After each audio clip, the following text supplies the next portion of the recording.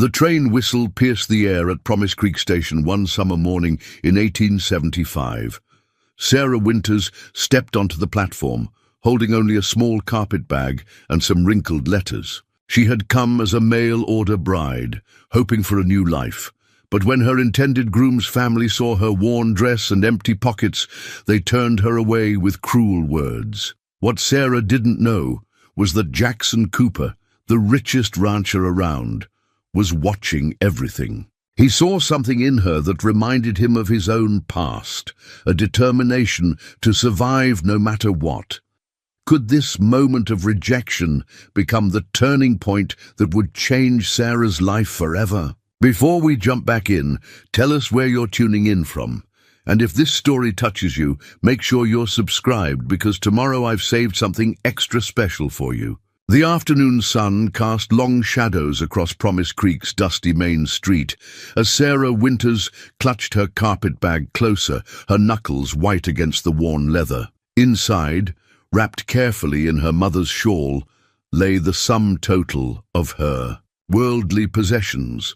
A family Bible with births and deaths recorded in fading ink, her mother's silver thimble, and 3 dresses she'd carefully mended for her new life. That new life had lasted precisely 8 minutes. "No daughter of mine will marry a pauper," Mrs. Elizabeth Blackwood had declared, her voice carrying across the platform as she inspected Sarah like a horse at auction. Her son Thomas, Sarah's intended, had merely stood there, eyes downcast, as his mother dismissed the woman he'd exchanged letters with for 6 months. Sarah's feet carried her numbly down the street, past the general store where ladies in fine dresses paused their shopping to whisper behind gloved hands, past the bank where Thomas's father served as president, its brick facade as unwelcoming as the family's stern faces had been.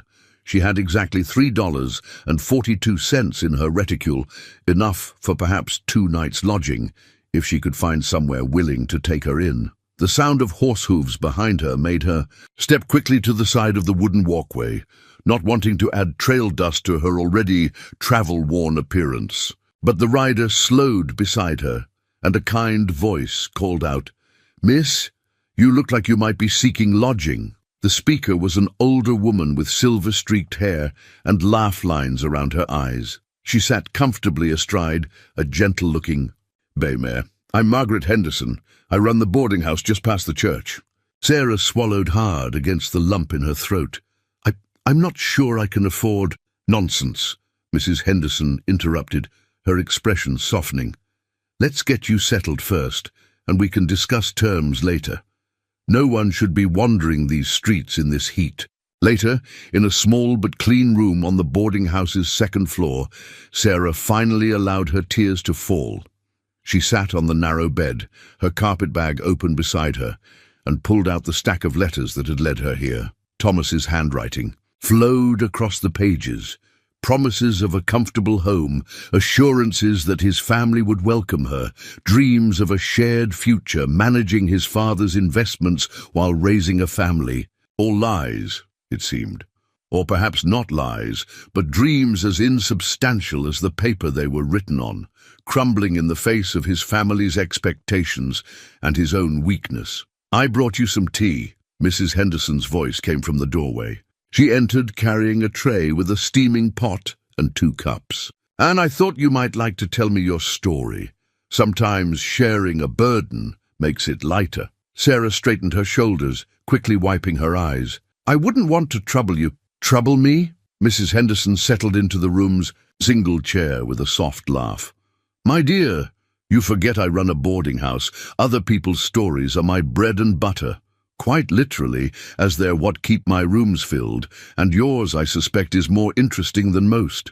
The older woman's manner was so matter-of-fact, so free of either pity or judgment, that Sarah found herself talking. She told of her parents' death from influenza 2 winters past, of trying to maintain their small millinery shop alone, of watching their modest savings dwindle as larger stores drew away their customers, of seeing Thomas's advertisement in the newspaper, "Respectable businessman seeks educated wife," and their subsequent correspondence, "Ah, the Blackwoods." Mrs. Henderson's tone held understanding. "They fancy themselves Promise Creek's first family, though they've only been here 15 years. Now, if you want to know about real old money and genuine class in these parts, you'd do better to look to—" She stopped herself. "But that's neither here nor there. What matters is tonight you have a roof over your head, and tomorrow is a new day. Promise Creek may not have given you the welcome you expected, but that doesn't mean it won't surprise you yet." Later that night, lying in the narrow bed, Sarah held her mother's silver thimble, running her finger along its worn edge. In the morning, she would need to find work. Perhaps one of the shops would need help, or one of the ranches might need a cook. She had 2 days, 3 at most, before her meager funds ran out. But for tonight, she allowed herself to grieve for the future she'd thought was waiting here, while trying to gather courage for whatever tomorrow might bring. Dawn painted Promise Creek in shades of pink and gold as Sarah made her way down the boarding house stairs. She'd put on her best dress, the dark blue one with only one carefully mended tear at the hem, determined to start her job search early. But Mrs. Henderson was already waiting at the bottom of the stairs, a curious expression on her face. "There's someone here to see you," the older woman said, gesturing toward the parlor. "Mr. Jackson Cooper." Sarah's heart skipped. Everyone in Promise Creek knew the Cooper name. She'd seen it on the largest general store in town, on the livery stable, and heard it mentioned in whispered conversations at the train station. The Coopers owned the biggest ranch in 3 counties, and half the water rights in the territory. Jackson Cooper stood as she entered the parlor, and Sarah's first impression was of quiet strength. He wasn't as elaborately dressed as Thomas Blackwood had been, wearing a simple white shirt, dark vest, and trail-worn boots, but his stance spoke of confidence, and his eyes, direct and thoughtful, held none of the dismissive judgment she'd seen in the Blackwoods. "Miss Winters," he said, touching the brim of the hat he held in his hands, "I hope you'll pardon the early call. I wanted to catch you before you headed into town." "Mr. Cooper," she managed, forcing her voice to remain steady. "How may I help?" "You?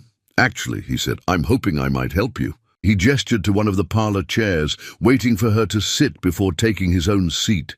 "I was at the station yesterday. What happened there? It wasn't right." Sarah's cheeks burned. "I don't need pity, Mr. Cooper." "Good," he replied, surprising her with a slight smile, "because I'm not offering any. What I am offering is a job. My housekeeper, Mrs. Chen, is returning to San Francisco to care for her ailing sister. I need someone to manage the household at Willow Creek Ranch, someone educated who can keep books and run a proper household."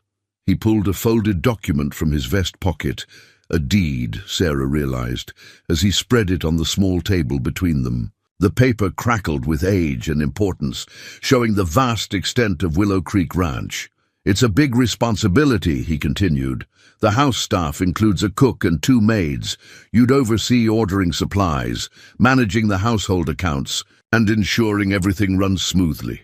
The position comes with private quarters in the main house, all meals, and a fair salary." Sarah studied the deed, her mind racing. The position he described was far more substantial than the shop work she'd hoped to find. But, "Why me? You don't know anything about me. I know you arrived here yesterday prepared to build a new life. I know you carried yourself with dignity when others showed none, and I suspect you're someone who understands the value of hard work and honest opportunity." He stood, settling his hat back on his head. "The choice is yours, Miss Winters. If you're interested, my driver can pick you up at noon. If not, no hard feelings, and I'll still be happy to provide a reference for any position you seek in town." After he left, Mrs. Henderson appeared with a fresh pot of coffee and an expectant look. "Well," Sarah traced her finger along the lines of the deed that still lay on the table. "It seems too good to be true. Jackson Cooper's known for being unconventional," Mrs. Henderson said, pouring 2 cups of coffee. "But he's also known for being scrupulously honest. When he bought out the mercantile 5 years ago, he kept on every employee and improved their wages. When drought hit 3 years back, he extended credit to half the farms in the county." She stirred sugar into her coffee. Of course, living at the ranch, managing his household, people will talk. People are already talking, Sarah said quietly, thinking of the whispers and stares she'd endured yesterday. True enough, Mrs. Henderson smiled. And at least this way they'll be talking about you while you're earning a good wage and sleeping in a comfortable bed. Sarah looked down at her worn shoes, then out the window, where the sun was climbing higher over Promise Creek. She thought of the $3.42 in her reticule, of the countless shops she'd planned to visit begging for work, of Thomas Blackwood's downcast eyes and his mother's cruel words. What time did he say that driver was coming? Mrs. Henderson's smile widened. Noon, just enough time to help you pack your carpet bag. The journey to Willow Creek Ranch took nearly 2 hours, though Promise Creek's church steeple remained visible for the first mile, shrinking behind them like a farewell gesture. Sarah sat straight-backed in Mr. Cooper's carriage, her carpet bag secure at her feet, watching as the town gave way to rolling grassland dotted with grazing cattle. The driver, an elderly man who'd introduced himself as Hank, occasionally pointed out landmarks. That's Cooper Creek yonder, feeds right into the main river. Mr. Jackson had them willows planted along the banks when he first bought the place. Said his mama always loved willow trees. They crested a small rise, and Sarah caught her first glimpse of what would be her new home. Willow Creek Ranch's main house stood proud against the afternoon sky, a 2-story structure of solid timber and native stone, a broad porch wrapped around both floors, and smoke curled invitingly from 2 chimneys. Ranch office is round back, Hank offered, guiding the horses toward the house. That's where Mr. Jackson keeps all the ledgers and such. Does most of his business right here instead of going into town these days. The mention of ledgers reminded Sarah of her new responsibilities. Mr. Cooper had promised to show her the books after she got settled, and her fingers itched to see how the accounts were organized. Back in her parents' shop, she'd prided herself on keeping immaculate records. A slender Chinese woman in a crisp black dress waited on the porch. She descended the steps as the carriage came to a stop, her expression welcoming but businesslike. Miss Winters, I'm Mrs. Chen. Mr. Cooper asked me to show you the house before I leave for San Francisco tomorrow. She helped Sarah down from the carriage with a firm grip. Your quarters are upstairs, but first you'll want to see the kitchen and study. That's where most of your work will begin. The next hour passed in a whirlwind of introductions and information. Sarah met May, the cheerful cook whose domain was a vast kitchen filled with gleaming copper pots and the aroma of baking bread. 2 young maids, sisters named Ruth and Rebecca, curtsied shyly before hurrying back to their duties. Mrs. Chen led her through the house's main rooms, explaining weekly cleaning schedules, laundry routines, and the particular habits of regular visitors. Mr. Cooper takes breakfast precisely at 7, Mrs. Chen said, as they climbed the stairs. He's not fussy about the food, but he likes to review the day's plans while he eats. You'll find the ranch ledger helpful for that. It's in the study. And he updates it every evening. Sarah's quarters turned out to be a bright corner room with windows facing both east and south. A 4-poster bed, dresser, and small writing desk filled the space comfortably without crowding it. A blue and white quilt covered the bed, and crisp curtains stirred in the afternoon breeze. My own room? Sarah couldn't keep the surprise from her voice. She'd expected servants' quarters, perhaps shared with the maids. The housekeeper's position here comes with certain responsibilities and privileges, Mrs. Chen said with a small smile. Mr. Cooper believes in treating his staff with respect. She paused, then added more softly, that's something you'll learn about him. He judges people by their work and character, not their circumstances. A knock at the door interrupted them. Jackson Cooper himself stood in the doorway, still dusty from riding. Pardon the interruption, ladies. Miss Winters, once you're settled, would you join me in the study? I'd like to go over the accounts before supper. Of course, Mr. Cooper. Sarah smoothed her skirt, suddenly conscious of how plain her best dress must look in these surroundings. The blue ledger on my desk, he said, already turning to leave. "Take a look through it first. I'm curious to hear your thoughts on our bookkeeping system." After he'd gone, Mrs. Chen gave Sarah an appraising look. "He doesn't show the ranch accounts to just anyone. You must have impressed him somehow." Sarah thought of the deed he'd shown her that morning, of his quiet confidence in offering her this position. "I hope I can justify his trust. Do your best work, be honest, and remember that everyone here was new once," Mrs. Chen advised. "Now I'll leave you to freshen up. The study is at the end of the downstairs hall. You can't miss it. And Miss Winters, welcome to Willow Creek." A week into her new position, Sarah sat at her small desk in her room, sketching a rough map of Willow Creek Ranch by lamplight.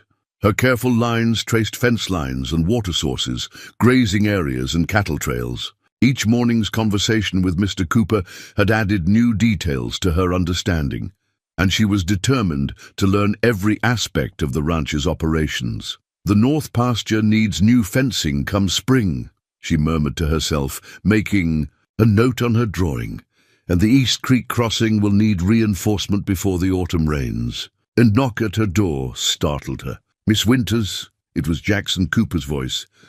"I apologize for the late hour, but there's something you should see." Sarah found him on the back porch, his face grave in the moonlight, the hands spotted storm.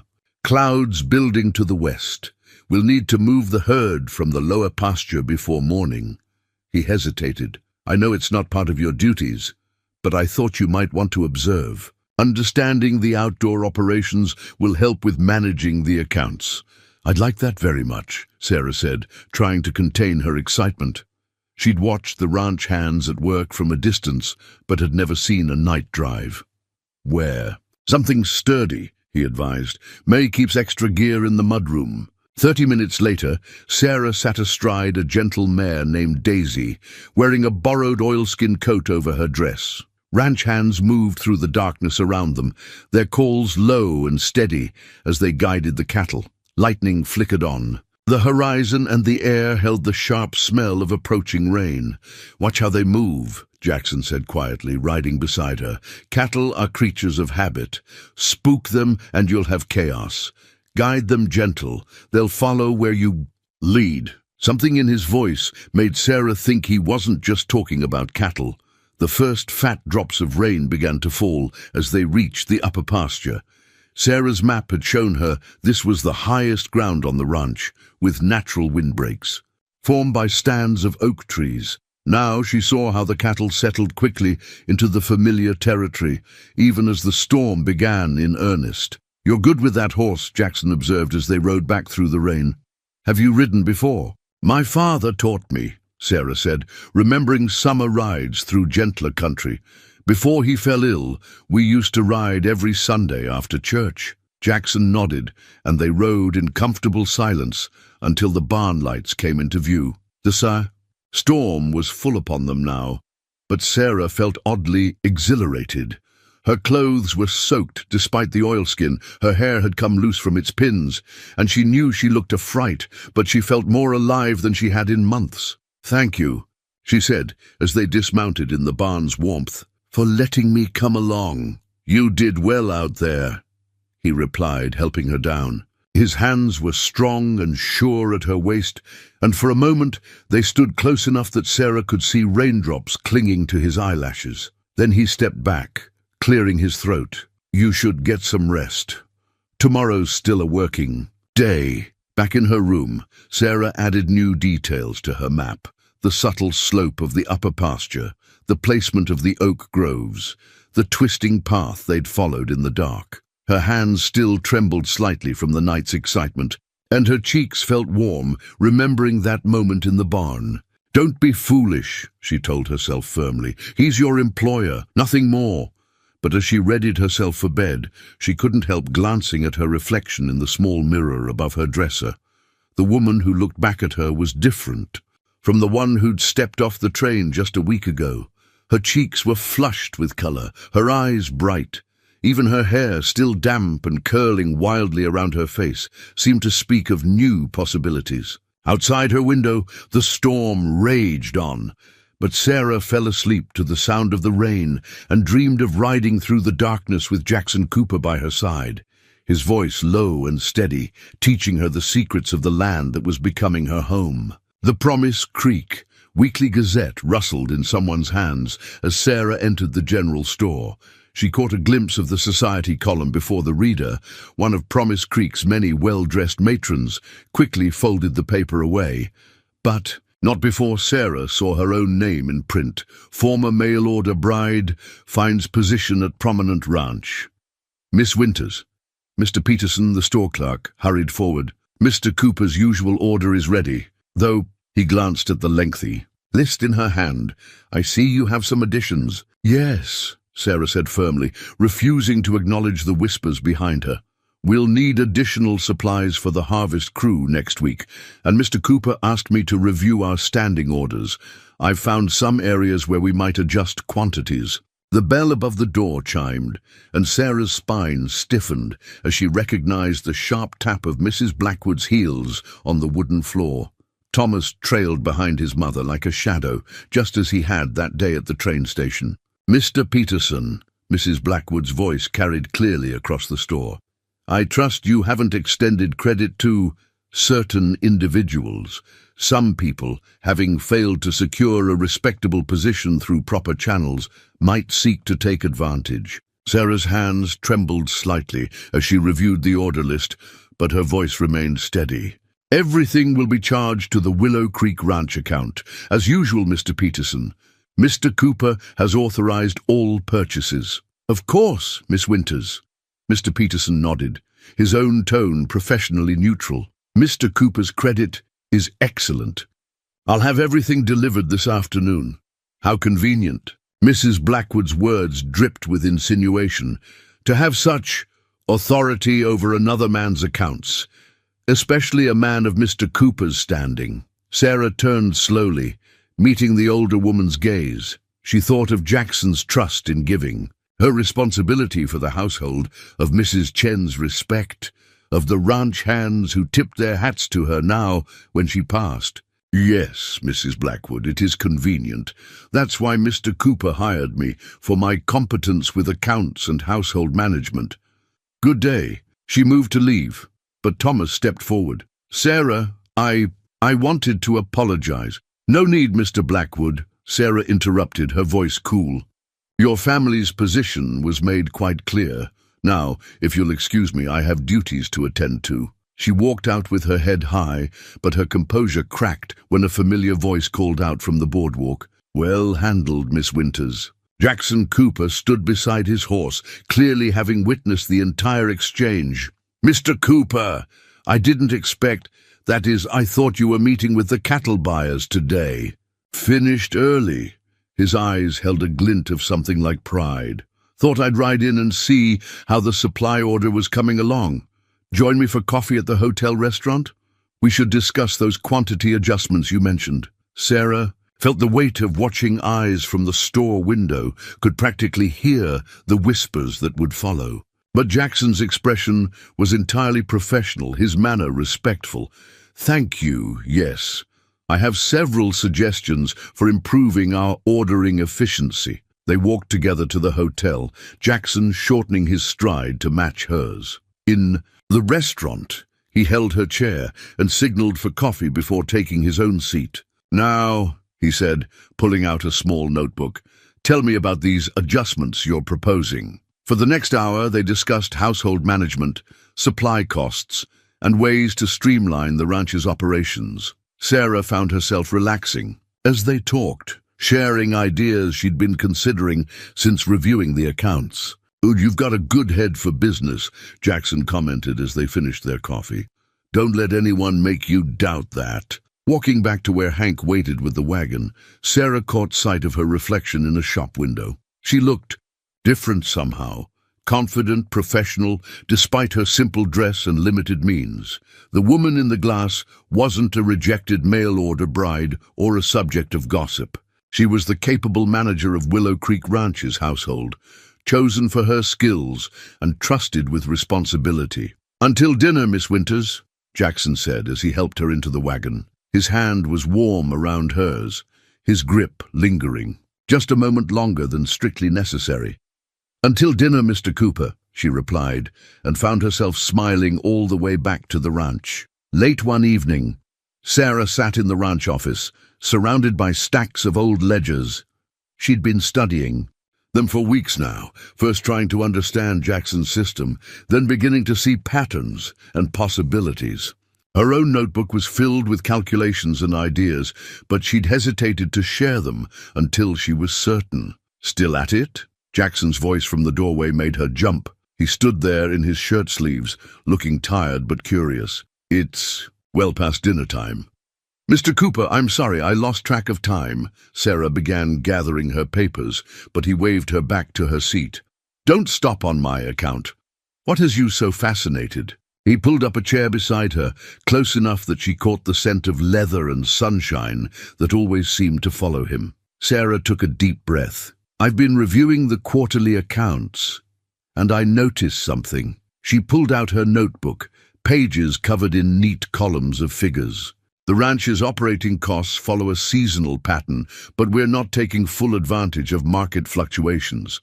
Jackson leaned closer, studying her calculations. "Go on. If we adjust our bulk purchasing schedule, buying feed in early, spring instead of late summer, for instance, we could reduce costs by nearly 15%. She showed him the comparative figures she'd worked out. "And I found 3 suppliers in Carson City willing to offer better prices than our current merchants, especially for larger orders." "Carson City?" His eyebrows rose. "That's quite a bit of research." Sarah felt her cheeks warm. I've been writing letters. My father taught me that good business means always looking for better opportunities." She hesitated, then added, "He owned Morgan's Millinery in Sacramento before we moved east. I helped with his books from the time I was 12. Jackson was silent for a long moment, studying her figures. "Why didn't you mention this experience before?" "I wasn't sure it would matter," Sarah admitted. "A small millinery shop is hardly comparable to a ranch this size." "Business is business," Jackson said firmly. "Good accounting practices work anywhere." He picked up her notebook, flipping through the pages of careful calculations. "These suggestions could save us a considerable sum over the year. Would you be willing to implement them?" Sarah blinked. "You trust my judgment on this. You've shown me detailed research, solid calculations, and initiative in contacting new suppliers. Why wouldn't I trust that?" His eyes met hers, serious, but warm. "I've seen how you handle the household accounts, Sarah. You have a gift for this." It was the first time he'd used her given name, and something in her chest fluttered at the sound of it. "There's more," she said quickly, trying to stay focused. "I've designed a new accounting system that could help track individual herd profitability." She pulled out several sheets covered in carefully drawn grids. Each section would record breeding records, feed costs, and sale prices for different groups of cattle. "Over time, we could identify which bloodlines are most profitable." Jackson studied the new system, asking questions that showed he grasped its potential immediately. His shoulder brushed against hers as they bent over the papers together, and Sarah found it increasingly difficult to concentrate on numbers and calculations. "Implement all of it," he said finally, sitting back. "The new purchasing schedule, the supplier contacts, and this tracking system. I'll have Rogers clear space in here for your own desk. You'll need it for this kind of work." "My own?" Sarah looked around the office, trying to imagine having a permanent place in this room. "Are you sure?" "More sure than I've been about anything in a long time." He stood, gathering her papers into a neat stack and handing them back to her. "You're not just a housekeeper anymore, Sarah. Consider yourself promoted to ranch accountant as well, with a corresponding increase in salary, of course." She clutched the papers to her chest, overwhelmed. "Thank you, Mr. Cooper. Thank you, Jackson," he said softly. "I think, given your new position, you should call me Jackson." Their eyes met again, and this time Sarah couldn't ignore the warmth that bloomed in her chest. "Thank you, Jackson." He nodded, moving toward the door. "Get some rest. Tomorrow's Going to be a busy day. We have a new accounting system to implement. He paused in the doorway, looking back at her. I'm glad you're here, Sarah. Willow Creek Ranch is better for having you. Long after he'd gone, Sarah sat in the quiet office, running her fingers over her notebook full of figures and possibilities. She'd come to Promise Creek seeking a new life, and somehow, despite everything, or perhaps because of it, she'd found one she'd never dared to imagine. The damaged fence post lay on Sarah's desk like an accusation. 3 feet of weathered wood, split clean through by lightning. One of dozens destroyed in the sudden storm that had swept across Willow Creek Ranch just before dawn. South pasture. Fence lines down for nearly a mile, Rogers reported grimly. Storm spooked the cattle something fierce. Half the herd scattered into Moore's property.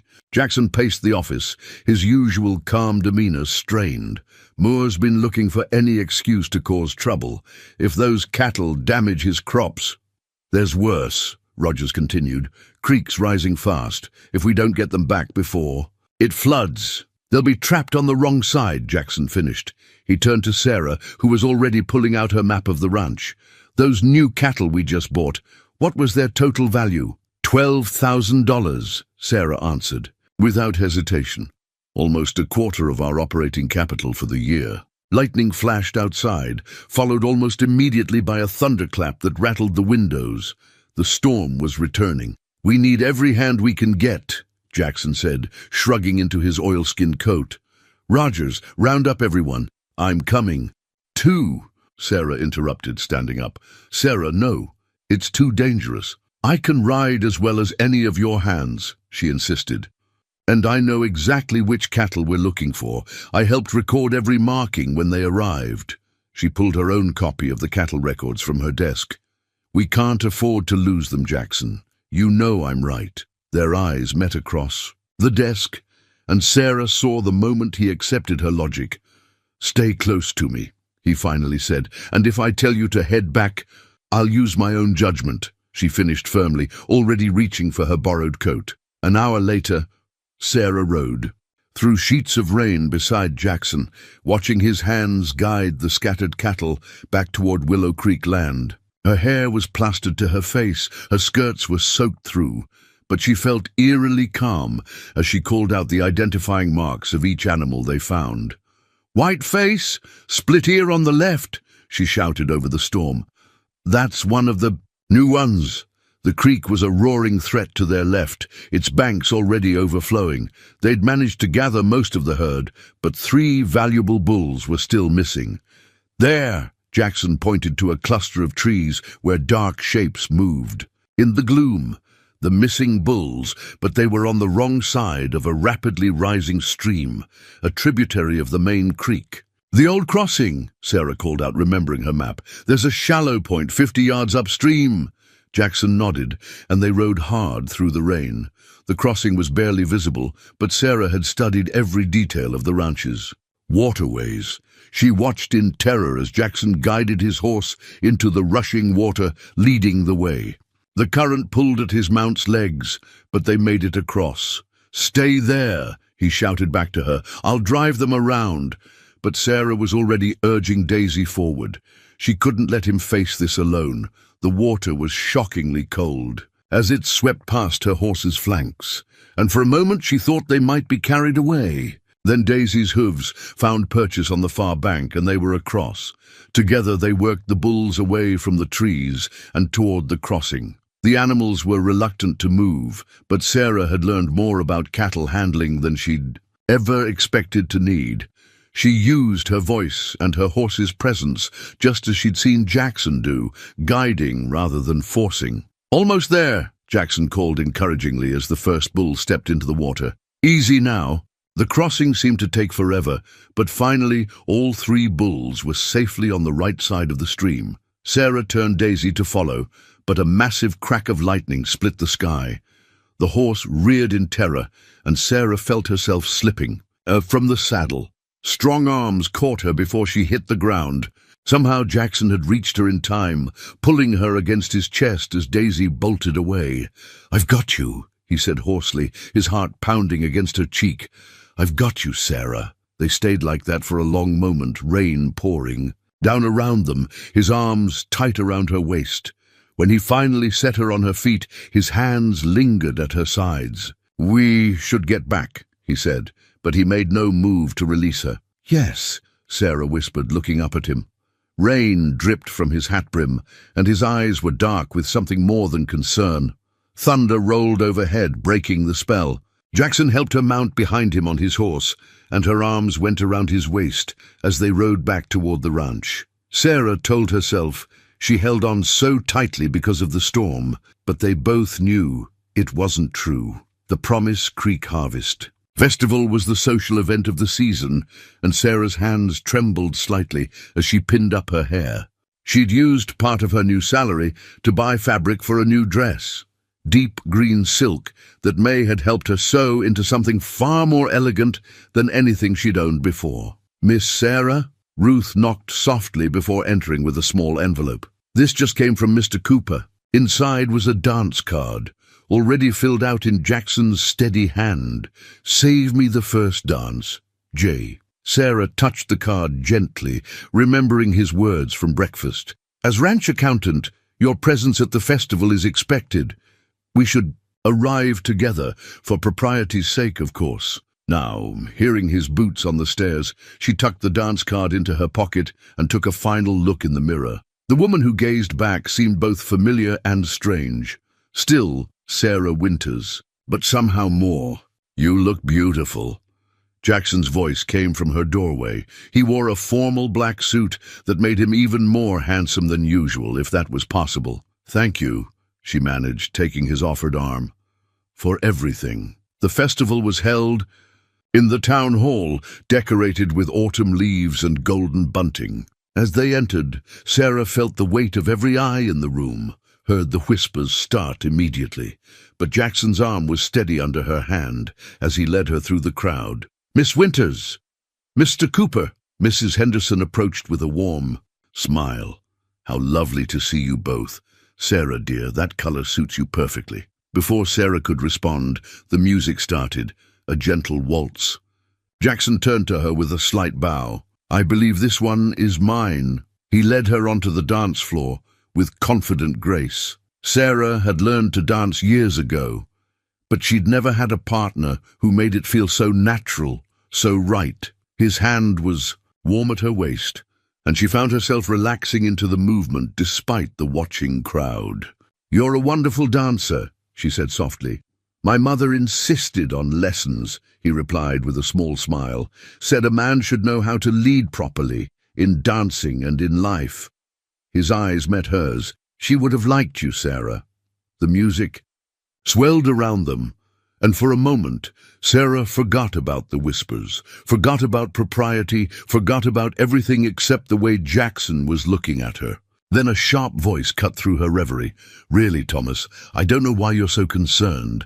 It's clear she's found a position that suits her." Mrs. Blackwood stood near the refreshment table with Thomas, her voice carefully pitched. "To carry." But before her words could sting, Jackson smoothly turned their dance, putting his broad shoulders between Sarah and the Blackwoods. "Ignore them," he murmured. "You belong here, Sarah, more than they ever will," as if to prove his point. Other couples began approaching between dances. Ranchers wanted to discuss her innovative accounting methods. Their wives, seeing Jackson's clear respect for her, offered tentative friendships. Even the bank president commented on the improved efficiency of Willow Creek Ranch's financial records. "Your Miss Winters has quite a head for business," Sarah overheard him tell Jackson. "We could use that kind of thinking at the bank." "She's not my Miss Winters," Jackson replied evenly. "She's her own woman, but you're right about her capabilities." Later, as they walked out under the harvest moon, Jackson helped Sarah into the carriage with careful hands. "You were the talk of the festival," he said as they started toward home, though not in the way some people expected. "Because of the accounting innovations? Because you showed them who you really are." His voice was soft in the darkness. "The same way you showed me." Sarah fingered the dance card in her pocket, thinking of how far she'd come from that first day at the train station. "Thank you for giving me the chance, Sarah." Jackson's hand found hers in the darkness. "You did this yourself. I just had the good fortune to recognize what was right in front of me." They rode the rest of the way in comfortable silence, his thumb tracing gentle circles on her palm while the harvest moon lit their way home. Sarah found Jackson in his study one Sunday afternoon, holding an old photograph. He stood by the window, lost in thought, until she quietly cleared her throat. "I'm sorry," she said. "I can come back?" "No, stay." He gestured her closer, holding out the photograph. "I was just thinking about them." The image showed a couple standing in front of a small cabin. The woman wore a simple dress and a determined smile. The man's work-worn hands and proud stance reminded Sarah powerfully of Jackson. "Your parents?" she asked softly. He nodded. "Taken the year they homesteaded this land. Back then, Willow Creek Ranch was nothing but a cabin and 50 acres of hope." He traced the edge of the frame. "My father worked other men's cattle 6 days a week, saved every penny. My mother took in washing, grew a garden that could feed an army." Sarah studied the photograph, seeing echoes of Jackson in his father's stance, his mother's resolute expression. "They built all this, acre by acre." His voice held quiet pride. "Every time they could afford a few more cattle, a little more land. Mother always said wealth wasn't about what you had, but what you did with it." He glanced at Sarah. "She'd have understood you, I think. Coming here with nothing but determination and skill." "My parents were the same way," Sarah said softly. "The millinery shop was their dream. They started with one sewing machine in our front room." She smiled at the memory. "Mother could trim a hat that would make a duchess envious, and father could calculate profit margins in his head." Jackson set the photograph on his desk, turning to face her fully. "Tell me about them?" And somehow, sitting in the warm afternoon light, Sarah found herself sharing stories she hadn't told anyone since their deaths, about her father teaching her bookkeeping on quiet Sunday afternoons, her mother's insistence that education and integrity mattered more than fine dresses. "They sound like remarkable people," Jackson said when she finished. "Is that where you learned it?" "Learned what?" "To face the world with such grace, to work without complaint, to see value in people beyond their surface." Sarah felt her cheeks warm. "I could say the same about your parents' influence on you, the way you treat everyone who works here, the opportunities you give people." "Like the opportunity I gave you?" His voice was gentle. "That was different," she said quietly. "You saw me at my lowest moment, and still I saw you," he corrected. "Just you, Sarah. The same way you see me, not as the rich rancher, but as the son of 2 people who worked their whole lives to build something worthwhile." He picked up the photograph again. "Mother used to say real partnerships were built on shared values, not shared circumstances." The word partnerships hung in the air between them, full of unspoken meaning. "They would be proud," Sarah said softly, "of how you've grown their dream, and yours would be proud of how you've rebuilt your life." He set the photograph down. "Again, but this time closer to Sarah's side of the desk. This is part of your history now, too. The ranch, its legacy, all of it." Their eyes met, and Sarah felt the shift in the air, the acknowledgement that something was changing between them, had been changing since that first day at the train station. "I should check on dinner," she said finally, though she made no move to leave. "Sarah," Jackson's voice stopped her as she reached the door. Would you join me for a private supper tomorrow evening? There are things I'd like to discuss." Her heart stuttered at his tone, at the look in his eyes. "Yes," she said simply. "I'd like that." As she walked back to the kitchen, Sarah's hands trembled slightly, but not from fear or uncertainty. For the first time since coming to Promise Creek, she felt she was exactly where she was meant to be, walking a path her parents would have understood and blessed. And tomorrow held possibilities she'd never dared to dream of when she first stepped off that train. The small velvet box sat unopened on Jackson's desk while he paced the study. Sarah watched him from her chair, her heart racing as he struggled to find words.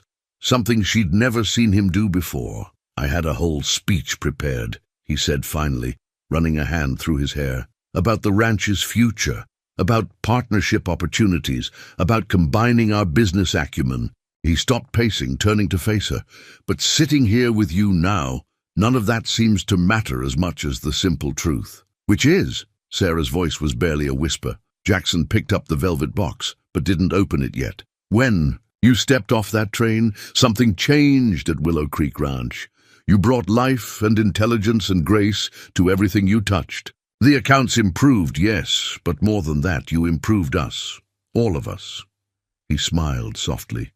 "Especially me." He knelt beside her chair, and Sarah's breath caught in her throat. "I watched you rebuild your life with dignity and determination. I saw you face down gossip with grace, master new skills with enthusiasm, and turn every challenge into an opportunity. And somewhere along the way, without even trying, you became essential, not just to the ranch, but to me." His hands trembled slightly as he opened the box, revealing a delicate gold ring set with a single pearl surrounded by tiny diamonds. "This was my mother's. She made me promise I'd only give it to someone who understood that true worth isn't measured in dollars or social standing, but in character and determination." "Jackson," Sarah's eyes filled with tears, "I'm not offering you a position anymore, Sarah. I'm offering you a life, a partnership in every sense of the word."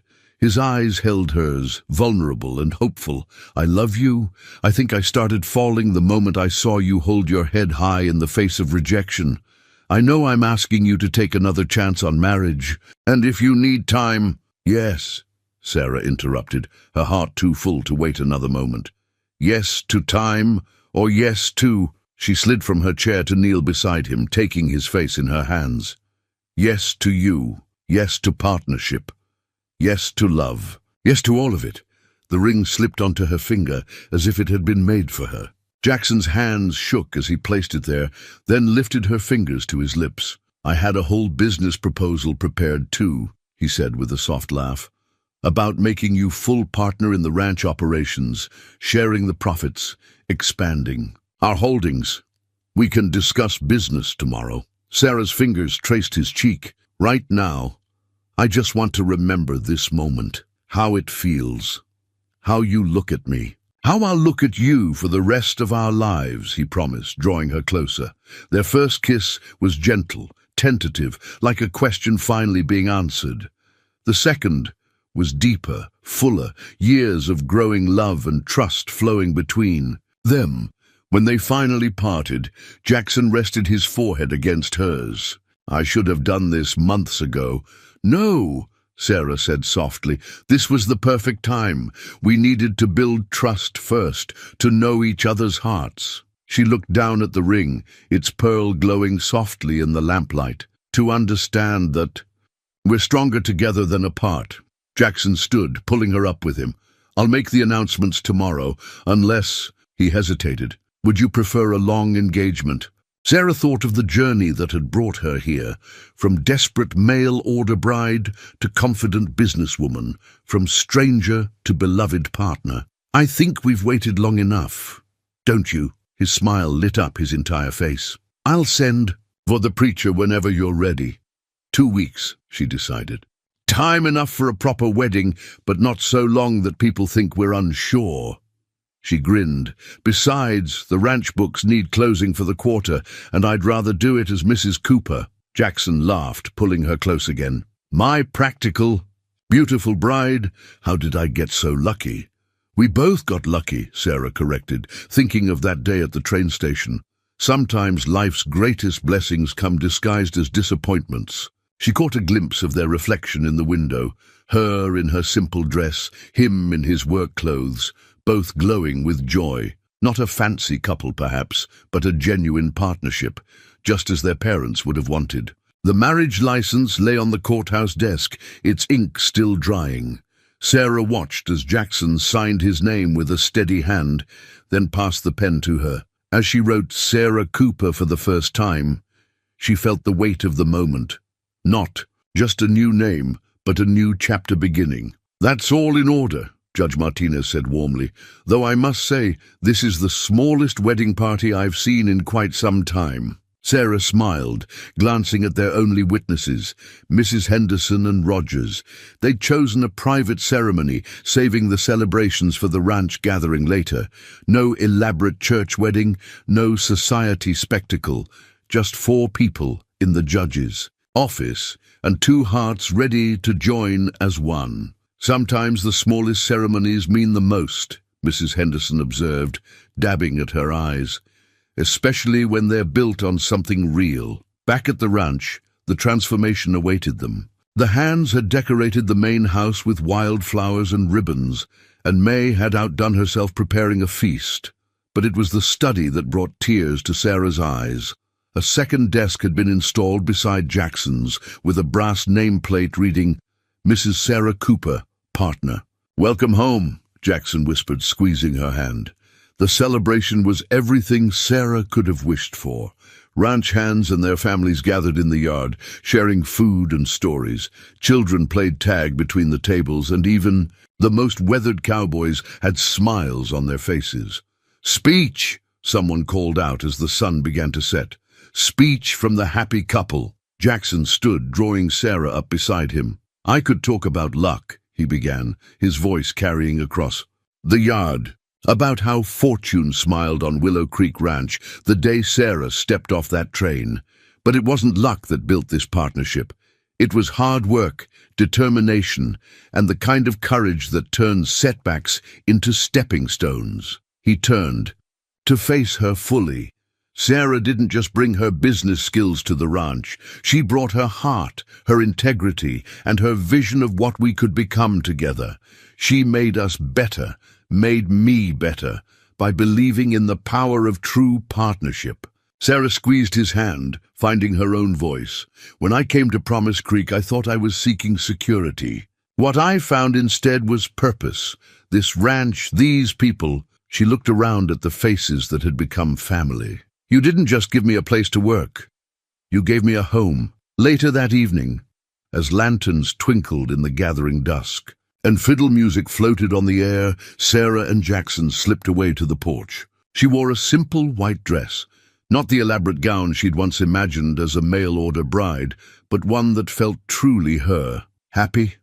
Jackson asked softly, wrapping his arms around her from behind. "More than I ever thought possible." She leaned back against him, watching the celebration continue in the yard. "Though I keep thinking about tomorrow." "Tomorrow?" Those cattle contracts won't review themselves, and the quarterly report." Jackson's laugh rumbled through his chest. "My beautiful bride, already thinking about business." "Your beautiful partner," she corrected with a smile. "In all things." "In all things," he agreed, turning her to face him. "But maybe we can let the contracts wait until the day after tomorrow." Sarah reached up to touch his cheek, remembering all the moments that had led them here. The rejection at the train station, that first night drive with the cattle, the storm that had brought them closer, the quiet evenings working side by side in the study. "I love you," she said simply. "Not just for giving me a chance that day, but for seeing me as an equal, for building this with me." His kiss was gentle, full of promise. When they parted, the fiddle music had changed to a slow waltz. "Dance with me, Mrs. Cooper?" She took his offered hand, following him down the porch steps. As they swayed together under the stars, Sarah caught Mrs. Henderson's knowing smile, saw Rogers tip his hat in approval. This, she realized, was what her parents had tried to teach her about. True partnership. 2 people building something greater than themselves, supported by a community that had become family. And tomorrow they would begin their shared future, one careful step at a time, just as they had learned to dance together. The town council minutes recorded it simply: "Motion to establish Promise Creek's first Women's Business Association, proposed by Mrs. Sarah Cooper of Willow Creek Ranch." But the ripples from that single line spread through the community like waves in a still pond. It had started with Martha Jensen, a widow struggling to keep her husband's general store afloat. She'd come to Sarah after hearing about the innovations at Willow Creek Ranch, hoping for advice. Sarah had spent an afternoon reviewing the store's books, showing Martha the same inventory management system she'd developed for the ranch. A week later, Emma Patterson, who ran the town's bakery, asked for similar help. Then came Rebecca Mills with her dressmaking shop and Catherine Walsh with her boarding house. "You've started something," Jackson observed one evening, finding Sarah at her desk surrounded by ledgers from various businesses. "Half the women in town are talking about your bookkeeping classes." "They just needed someone to show them how," Sarah replied, looking up from her work. "Most of them already had good business sense. They just lacked confidence in their own judgment." The council meeting room was packed the day Sarah presented her proposal. Women business owners filled the back rows while their husbands sat forward with skeptical expressions. Sarah stood at the podium, her voice clear and steady. "Promise Creek is growing," she began. "Our businesses need every advantage to compete with larger towns. The Women's Business Association will provide training in modern accounting methods, cooperative purchasing power, and mutual support for existing and new enterprises." She laid out the benefits methodically, how bulk ordering could reduce costs for everyone, how shared knowledge could prevent common mistakes, how stronger businesses meant a stronger town. Through it all, she felt Jackson's proud gaze from his seat on the council. Mrs. Cooper, Thomas Blackwood Sr., spoke from his place at the banker's table.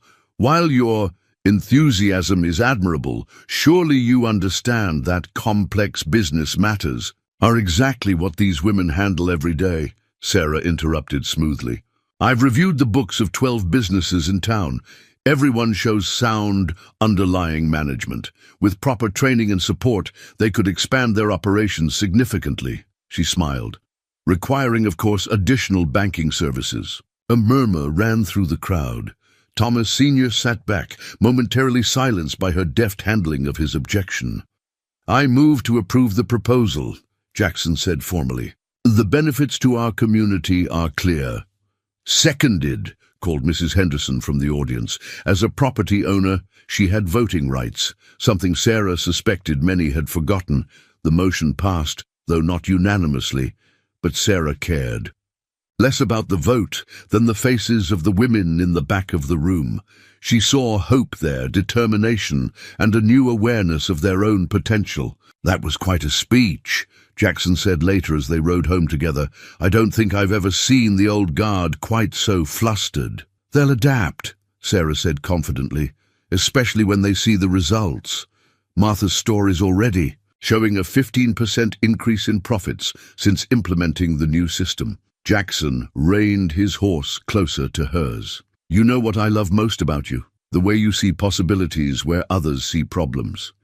You did it with the ranch, and now you're doing it for the whole town.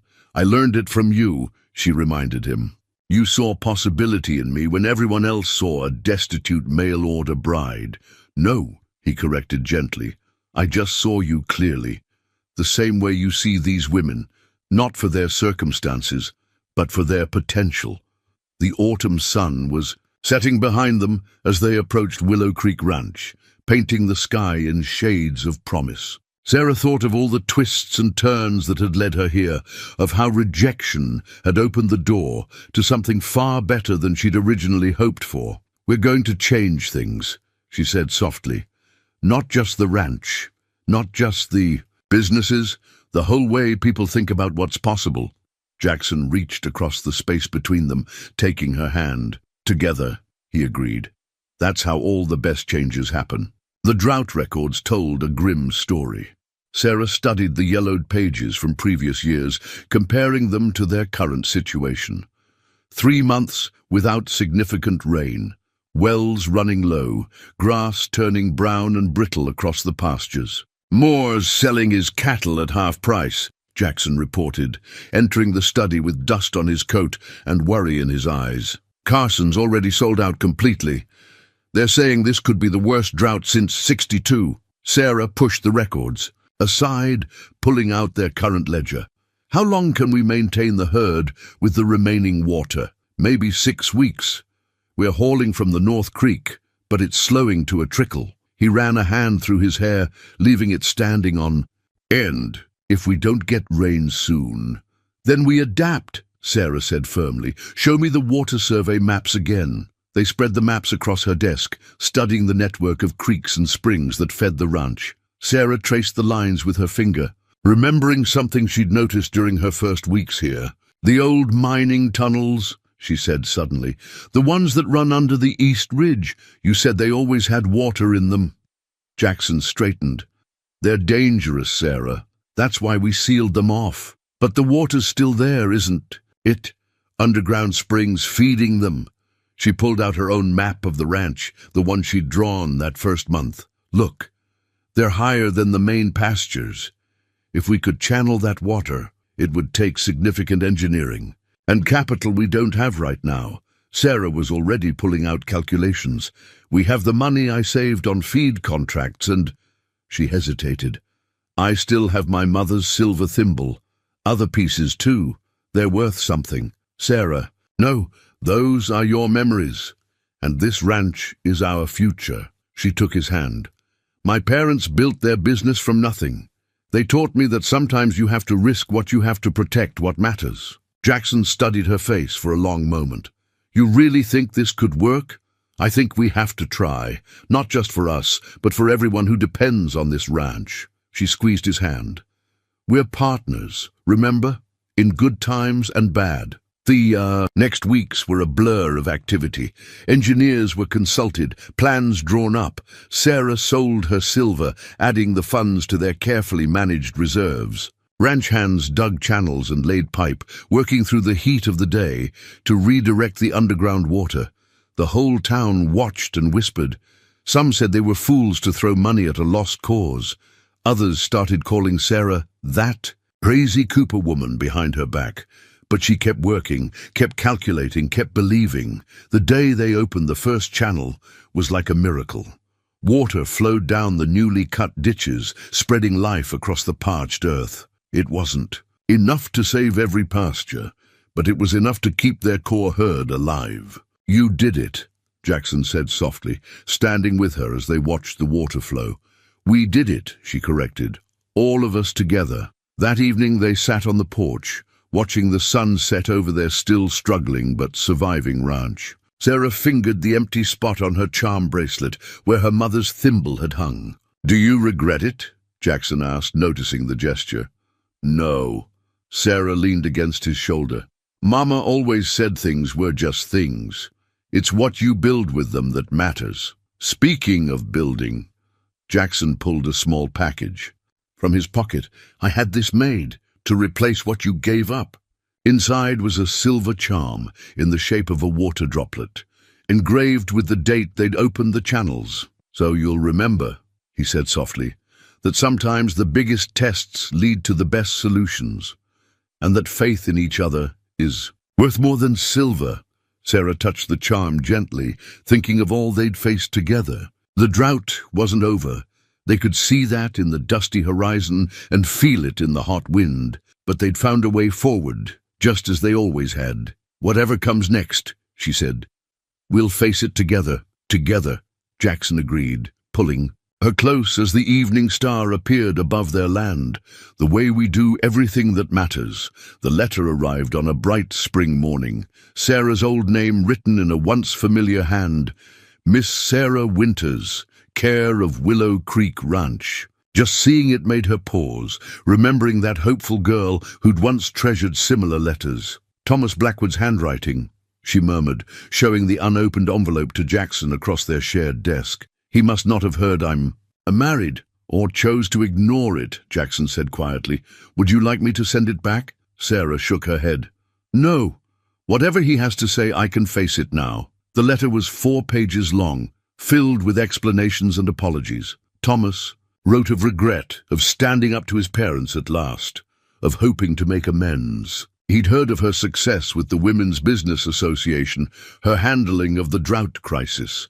He wanted to meet, to talk about what might have been. I was a coward that day at the station, Sarah read aloud, her voice steady. I've thought of you often, wondering if we could start again. Jackson sat silent, his face unreadable. What are you thinking? He finally asked. Sarah set the letter down, reaching for her wedding ring. The same pearl and diamond band. That had been Jackson's mother's. I'm thinking how strange life is. A year ago, this letter would have meant everything. Now I want to thank him. She smiled at Jackson's surprised expression. If he hadn't rejected me that day, I would never have found my true place, my true partner. The next afternoon, Sarah met Thomas in the town cafe, choosing a public place for what needed to be a public conversation. He stood as she approached, looking much the same as she remembered, handsome in a polished way, but somehow smaller than her memory of him. "Sarah," he began, "you've changed. Life changes us all," she replied calmly, remaining standing. "I received your letter, Thomas. I'm Mrs. Cooper now." Yes, I'd heard. But Sarah, surely you can see I'm different now. I've learned to stand up to Mother, to make my own choices. No. Sarah's voice was gentle but firm. There is no we, Thomas. There never really was. You wanted a proper wife to please your family. I wanted security. Neither of us knew what real partnership meant. And you found that. With Cooper, there was a hint of his mother's dismissiveness in his tone. Sarah thought of Jackson's quiet strength, his unwavering support, the way they'd faced every challenge, together. I found everything I never knew I needed. Jackson didn't just offer me security, he offered me respect, trust, and the chance to become who I was meant to be. I could have given you security too, Thomas protested. But you didn't. Sarah touched her wedding ring, and I thank God every day for that blessing in disguise. Now, if you'll excuse me, my husband is waiting. She turned to leave, then paused. I hope you find what you're looking for, Thomas. But more than that, I hope you learn to stand on your own before you ask someone else to stand with you. Jackson was waiting outside with their horses, his face lighting up at her approach. All right, perfect, she said, letting him help. Her mount. Sometimes you have to face your past to appreciate your present fully. As they rode home together, Sarah thought about the letter in her pocket, not Thomas's, but the one she'd written last night after reading his. A letter to her parents, telling them about the life she'd found, the love she'd discovered, the woman she'd become. You're smiling, Jackson observed. I was just thinking, remember when you said your mother believed real partnerships were built on shared values, not shared circumstances? He nodded, guiding his horse closer to hers. She was right. What Thomas and I shared was circumstance, mutual desperation dressed up as opportunity. What we share, she reached for his hand.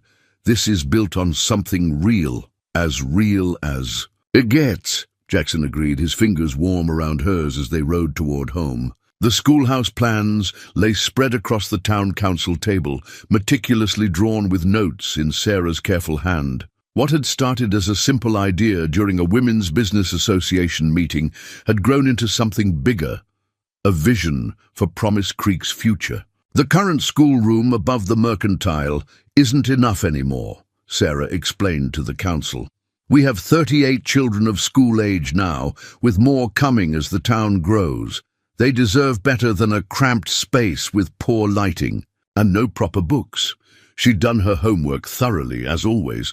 The proposed building would have large windows for natural light, proper desks, a small library, and even a science laboratory.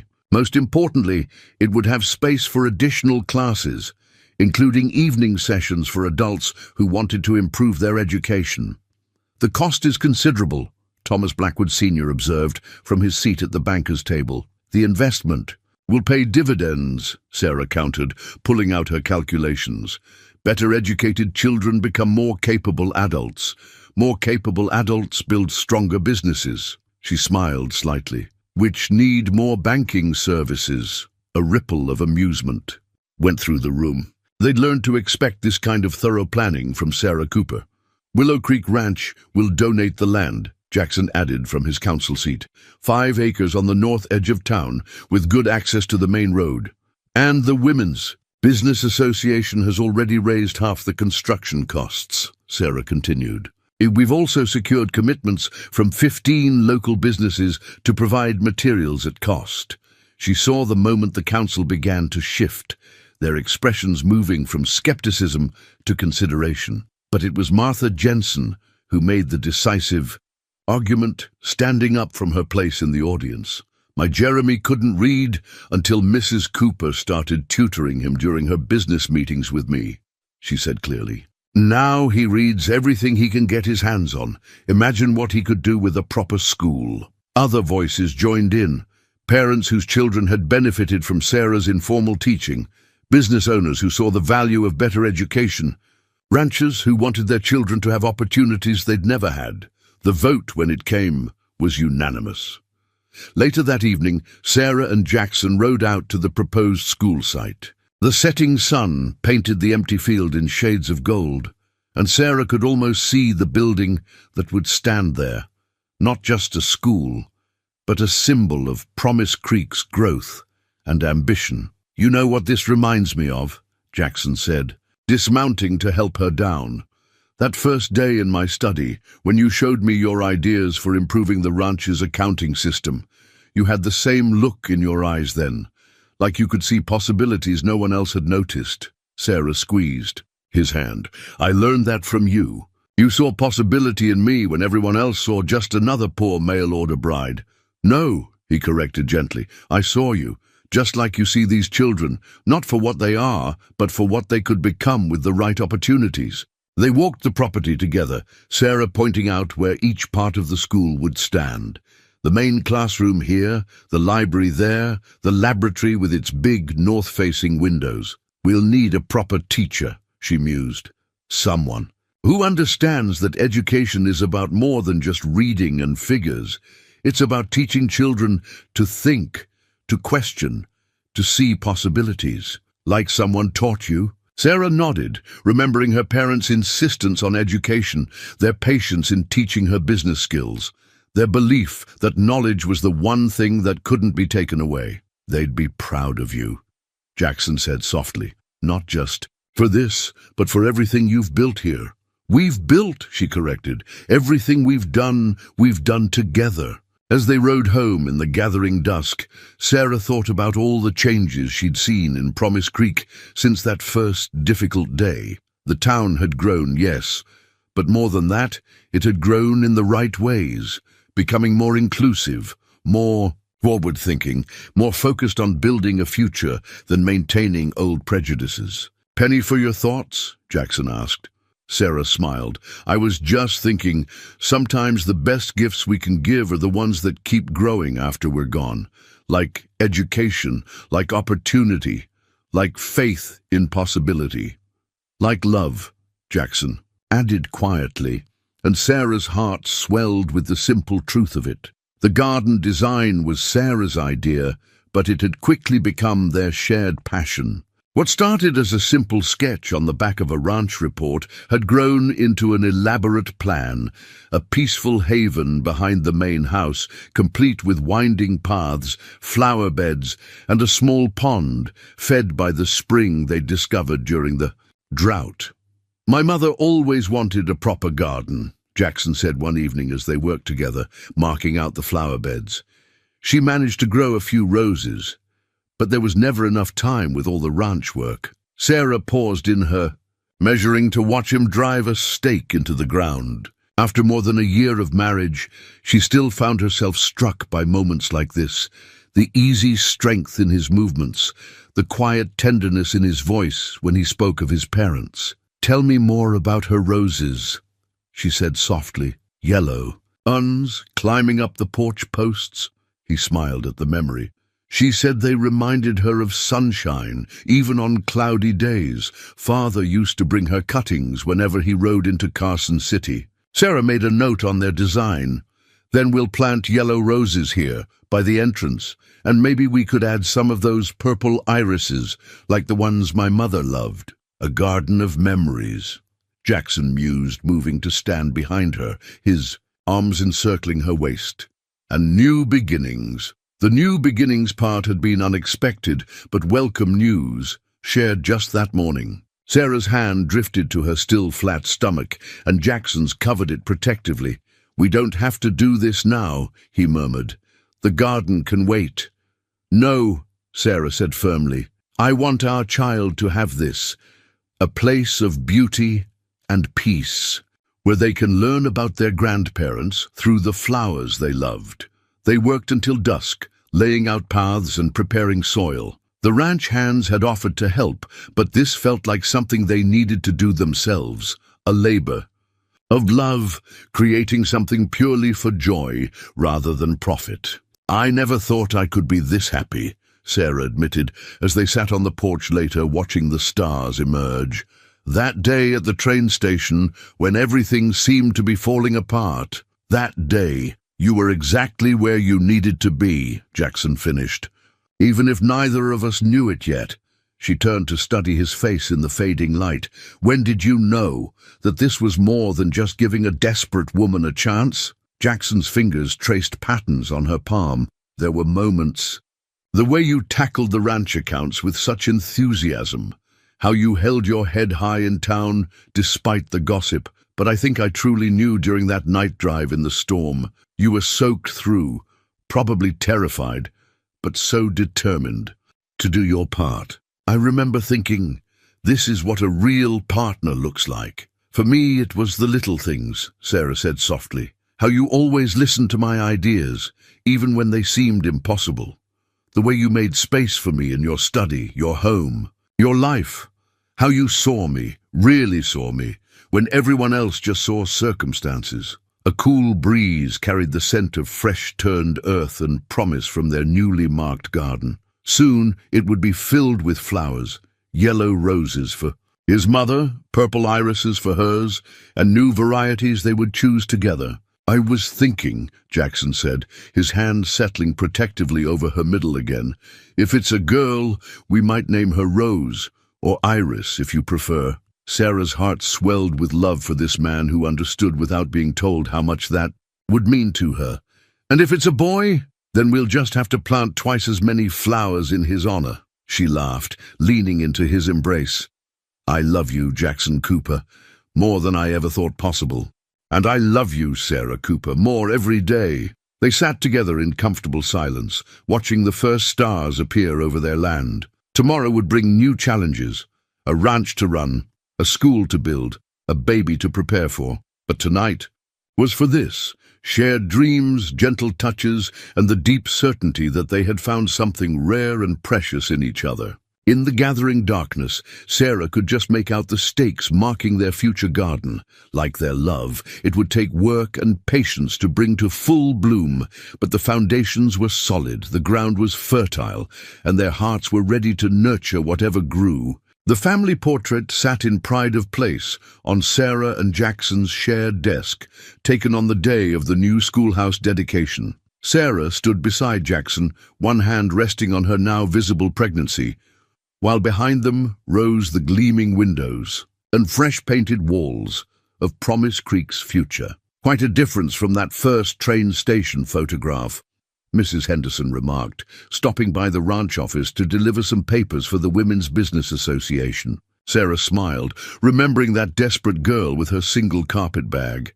Sometimes I hardly recognize myself from then. Oh, I do, Mrs. Henderson said with a knowing look. That strength was always there, dear. It just needed the right soil to bloom. Like the garden, which had flourished beyond their expectations, yellow roses now climbed the porch posts, just as they had at Jackson's childhood home. Purple irises lined the paths, a tribute to Sarah's mother. And between them grew new flowers, their own choices, their own legacy taking root. The ranch had prospered too. Sarah's innovative accounting methods had drawn attention from other ranches in the territory. She and Jackson had started offering consulting services, helping other operations modernize their practices. The extra income would ensure their child would have every educational opportunity, though Sarah suspected any child of theirs would learn as much from the land and its lessons as from any book. The architect's final payment cleared, Sarah reported, as Jackson came in from his morning ride. The schoolhouse is officially, completely ours. Ours? He raised an eyebrow, hanging up his hat. I thought it belonged to the town. It belongs to the future, Sarah corrected, rising to meet him. "Like everything we've built here." Jackson drew her close, his hand gentle over their growing child. "Speaking of building, Rogers says the nursery addition will be ready next month. Though I still think we should wait to paint until we know if we're welcoming a Rose or a William." "Either way," Sarah said softly, "they'll know the stories. About your parents' dream of this ranch. About my parents' belief in education.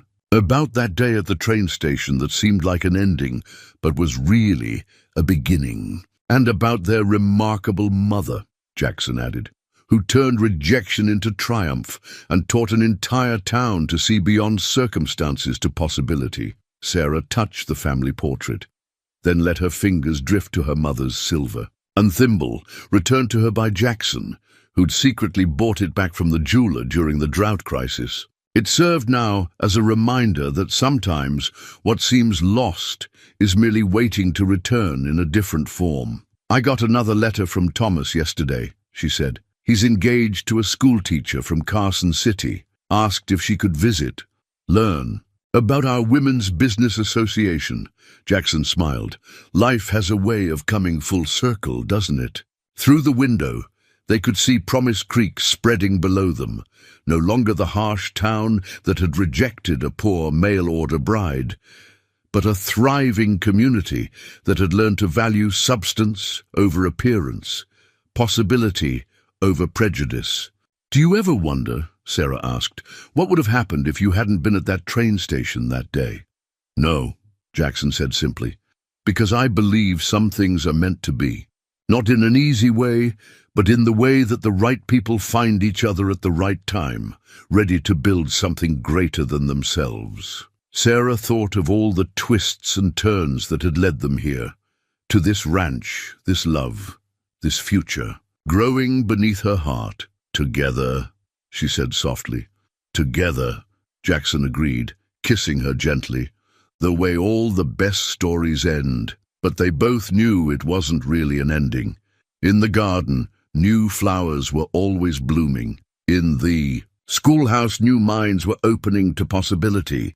And here at Willow Creek Ranch, their love story would live on, in their child, in the land, and in the legacy of two people who had learned that true partnership could transform not just two lives, but an entire community. Some said it was just luck, a desperate girl and a wealthy rancher finding each other at the right moment. But Sarah and Jackson knew better. It was about seeing beyond circumstances to the heart of things, about believing in possibility, and about the kind of love that builds something lasting. It was, in the end, about coming home, to the place, the person, and the life they were always meant to find.